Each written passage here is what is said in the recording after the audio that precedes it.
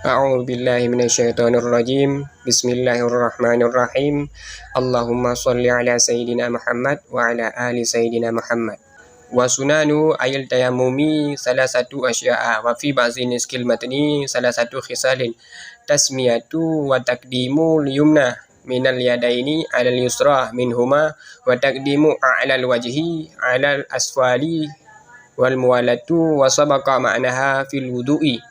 Kesunahan-kesunahan tayamum ada 3 perkara. Dalam sebagian matan menggunakan bahasa 3 khisalin, yaitu membaca basmalah dan mendahulukan bagian yang kanan dari kedua tangan sebelum bagian kiri dari keduanya, dan mendahulukan wajah bagian atas sebelum wajah bagian bawah, dan mualat maknanya telah dijelaskan di dalam bab wudu.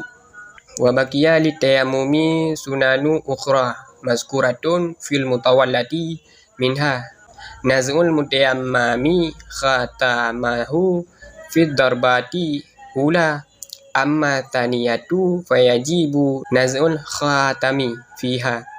Masih ada beberapa kesunahan-kesunahan tayamum yang disebutkan di dalam kitab-kitab yang diperluas keterangannya. Di antaranya adalah orang yang tayamum sunat melepaskan cincinnya saat memukul debu pertama, sedangkan untuk memukul yang kedua maka wajib melepaskan cincinnya. Walladhi yubtilu tayammuma thalathatu asya'a ahaduha kullu ma abtala al-wudu'a wa sabaqa bayanuhu fil asbabil hadisi fatama kana mutayammima thumma ahdatha batala tayammumuhu. Hal-hal yang membatalkan tayamum ada 3 perkara. Pertama adalah setiap perkara yang membatalkan wudu dan telah dijelaskan di dalam bab sebab-sebab hadas. Maka ketika seseorang dalam keadaan tayamum kemudian berhadas, maka tayamumnya batal. Wa tsani ru'yatul ma'i wa fi ba'dhi niski wujudul ma'i fi ghairi waqti sholati faman tayammama li faqdil ma'i thumma ra'al ma'a aw tawahhamahu qabla dukhulihi fi sholati batala tayammumuhu fa in ra'ahu ba'da dukhuli fiha wa kanat salatu mimma la yasqutu farduha bitayammumi ka sholati muqimin batalat fil hali aw mimma yasqutu farduha bitayammumi ka sholati musafirin fala tabtulu fardan kanat salatu aw naflan. Yang kedua adalah melihat air selain waktu solat. Dalam sebagian matan menggunakan bahasa wujudnya air. Maka barang siapa yang melakukan tayamum karena tidak ada air kemudian ia melihat air atau menyangka ada air sebelum melakukan solat, maka tayamumnya batal. Maka jika dia melihat air saat melakukan solat dan solat yang dilakukan termasuk solat yang tidak gugur kewajibannya dengan tayamum, tetap wajib qada seperti solat orang mukim, maka seketika itu solatnya batal. Atau termasuk solat yang sudah gugur kewajibannya dengan tayamum seperti solatnya seorang musafir, maka solatnya tidak batal, baik solat fardu ataupun solat sunnah. Wa in kana tayammumu syakhsi li maradin wa nahwihi thumma ra'al ma'a fala athara li ru'yatihi bal tayammumuhu baqin bi halihi. Jika seseorang melakukan tayamum karena sakit atau sesamanya, kemudian ia melihat air, maka melihat air tidaklah berpengaruh apa-apa, bahkan tayamumnya tetap sah. Wasalisu riddatu wa hiya qat'ul islami. Yang ketiga adalah murtad. Murtad adalah memutuskan Islam. Wa idza imtina'a syar'an isti'malul ma'i fi udwi fa in lam yakun alaihi satirun wajaba alaihi tayammumu wa ghaslus sahihi wala tartiba bainahuma lil junubi. Ammal muhdithu fa innama yatayammamu waqta dukhulil udwil alili.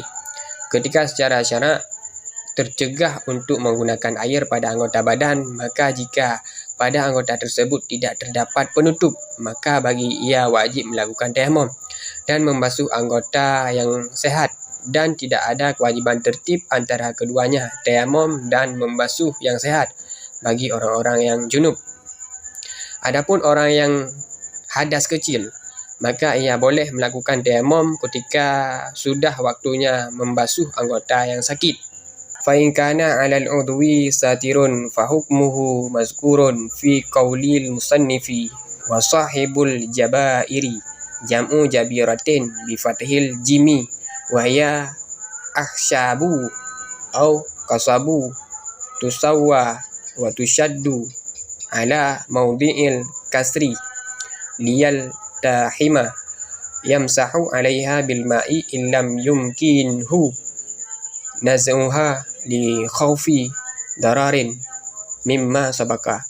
Jika ada penghalang ataupun satir maka anggota yang sakit, maka hukumnya dijelaskan di dalam perkataan musannif di bawah ini. Orang yang memakai jabair ataupun perban. Jabair adalah bentuk kalimat jamaknya lafaz jabirah, iaitu kayu atau bambu yang dipasang dan diikat pada anggota yang luka ataupun retak. Agar supaya bersatu kembali ataupun sembuh, maka ia wajib mengusap perbannya dengan air jika tidak memungkinkan untuk melepaskan karena khawatir terjadi bahaya yang telah dijelaskan di depan. Wa tayammamu sahibul jabairi fi wajhihi wa yadaini kama sabaka wa yusalli wa la i'adata alaihi in kana wad'uha ayil jabairi ala tuhrin wa kanat fi ghairi a'dha'i tayammumi wa illa a'ada wa hadha ma qalahu Nawawi fil rawdati lakinnahu qala fil majmu'i inna itlaqal jumhuri yaqtadi adamal farqi ay baina a'dha'i tayammumi wa ghairiha. Dan orang yang memakai perban harus melakukan tayamum di wajah dan kedua tangan seperti yang telah dijelaskan. Ia harus melakukan solat dan tidak wajib mengulangi ketika sudah sembuh. Jika ia memasang perbannya dalam keadaan suci dan diletakkan pada selain anggota tayamum, jika tidak demikian maka ia wajib mengulangi solat ketika sudah sembuh. Dan ini adalah pendapat yang disampaikan oleh Imam An-Nawawi di dalam kitab Ar-Rawdah. Akan tetapi dalam kitab Al-Majmu' beliau berpendapat bahawa sesungguhnya kemutlakan yang disampaikan jumhur mayoritas ulama menetapkan bahawa tidak ada perbezaan. Maksudnya antara posisi perban yang berada pada anggota tayamum dan selainnya. Wa yushtaratu fil jabirati an la ta'khudha minas sahihi illa ma la budda minhu lil istimsaki wal lasuku wal isabatu wal marhamu wa nahwuha alal jahri kal jabirati. Perban yang disyaratkan harus tidak menutupi anggota yang sehat, kecuali anggota yang sehat yang memang harus ditutupi guna memperkuat perban tersebut. Luhuk 11, ishabah 22, murham 33 dan sesamanya yang terdapat pada luka hukumnya sama dengan jabirah. 11, sesuatu yang ditempelkan pada luka baik berupa kain, kapas atau sesamanya. 22, sesuatu yang diikatkan pada luka baik berupa tali atau sesamanya. 33, obat yang ditaburkan ke luka. Wallahu a'lam.